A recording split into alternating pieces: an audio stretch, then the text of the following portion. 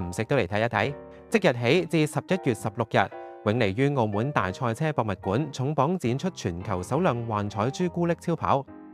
呢款長2.9米、重100公斤嘅朱古力超跑，由國際知名瑞士潮流藝術家 Sepp Vasarhelyi 同永利美食藝術大師 Bob Tay 聯美打造，耗時300小時完成融合頂尖潮流藝術、殿堂級甜品創意與極致動力美學，詮釋跨界藝術嘅非凡魅力。佢哋將跑車嘅流線型車身化為前所未有嘅創意畫布，以3種唔同濃度嘅朱古力結合充滿活力嘅線條同爆炸性嘅色彩，跨界打造出呢款甜蜜至極嘅曠世傑作。透過科技與藝術嘅交融，為觀眾開啟一場獨一無二嘅感官之旅。但係咧，今年咧就佢哋都係同一個塗鴉嘅藝術家去到合作啦。咁呢一個咧，今次咧就會有一個聯乘。咁咧，除咗話新嘅嘗試啦，咁亦都係帶俾大家一個唔同嘅一個